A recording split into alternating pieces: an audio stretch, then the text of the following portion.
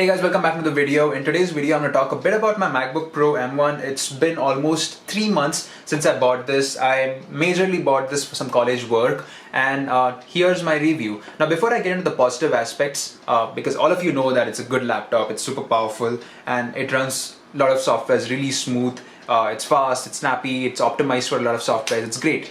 But I want to start off with the negative points, the problems that I faced with it over the last few months. And I think that will give you a brief overview about if you should go for this laptop or not. Now, I'm pretty sure in the future versions of MacBook Pros or in the future updates, these things should be resolved. But in the past 3 months, these are some of the problems that I faced while using this laptop.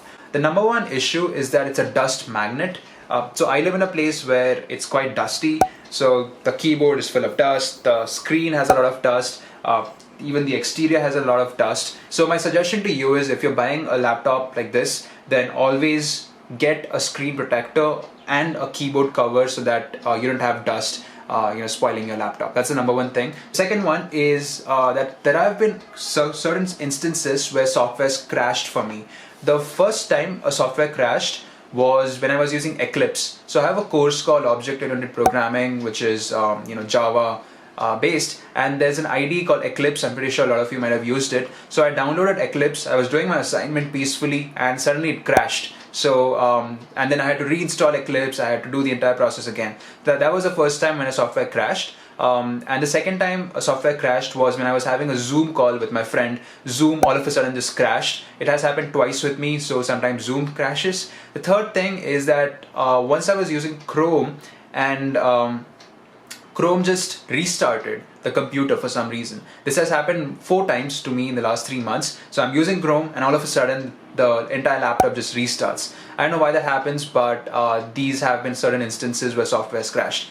The fourth instance is, if anyone is in electronics engineering, maybe this is useful. There's a software called LTSpice, which is used for circuit simulation, and it doesn't run well on Macs. So if you're someone who's going to use LTSpice, I would say use a Windows machine. That'll be much better, because LTSpice does not work on Mac. So every time I have analog electronics lecture, मुझे मेरी mummy का Windows का machine लाना पड़ता है, and I have to do the entire experiment over there. So yeah, these are some software issues. I am pretty sure that in the future updates this will get resolved. A lot of software companies are optimizing their software just for the M1, so I'm pretty sure it's going to get optimized pretty soon. But until then, you might have to face some crashes and just get used to it. It has an 8 GB RAM, so if I'm running if I'm running a video editor, if I'm watching a YouTube video, and if I'm doing 2 more things at the side, it does handle it pretty well.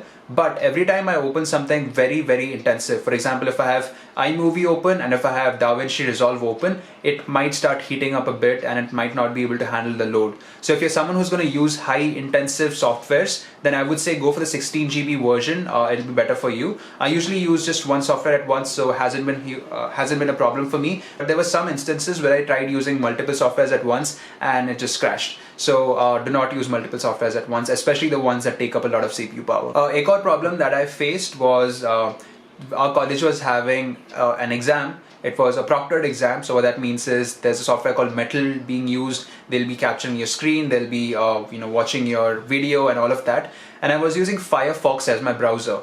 And while the test was happening, the CPU started heating up, and then I got a message that said CPU has been exhausted, its memory has been exhausted, restart your computer or shut down the program. So I had to literally close Firefox and then exit out of my exam, out of my mid-sem exam. I had to restart, I had to go in again and then restart my exam. So that was quite a hassle. So do not use Firefox, it's quite intensive on the Mac. Use Chrome, things will be resolved. I don't know why it happens, but every time I use Firefox, it becomes very, very CPU intensive. Yep, so these were some of the problems that I faced. To be honest, I don't use a lot of software, so I wouldn't be the best person to tell you about every single software, but these have been the software issues that I faced over the last few months. And now let's move on to the positive parts, the good parts about using the MacBook Pro M1. Everything runs so smoothly. So there might be some crashes once in a while, but apart from that, everything is snappy, it's super fast. Like iMovie, everything just loads up really quickly. Video rendering is super fast. Chrome, it's just insane. I had a MacBook Air earlier in 2017 version, it was super slow compared to this. So I would say every time you use Chrome, every time you're browsing in general on the internet, it'll be really, really fast and snappy. Mostly I use softwares like Discord, Spotify, Zoom, Loopback, iMovie, VS Code, Eclipse, and most of the times these softwares run really well. So apart from few crashes, everything else is really, really quick and snappy. The web camera isn't that great. It's just a 720p webcam. So if you're someone who's making videos, or if you're someone who wants a better resolution, you'll have to get an external web camera.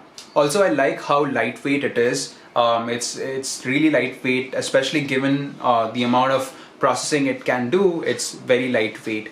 Another thing, I was really excited about this touch bar, but as most people say, the excitement just lasts for a month, and after a month you just forget that there was a touch bar. You only use it to increase and decrease volume and nothing else pretty much. But yeah, sometimes it might be useful, it's quite fancy.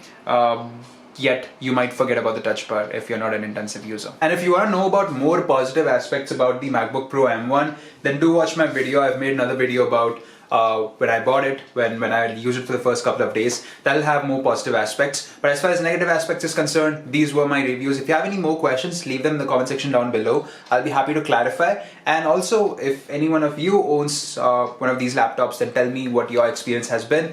And maybe everyone has different experiences, but you can let me know about your experience in the comment section down below.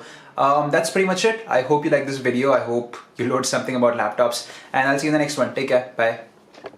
Also, do join our community. It's one of India's smartest and most driven student communities, so make sure to subscribe, make sure to join the community. The link is given in the description down below. We organize meetups, we organize sessions wherein people teach you how to code, people teach you how to design, people teach you how to market. So it's going to be like one of the most productive communities out there. Do make sure to join in.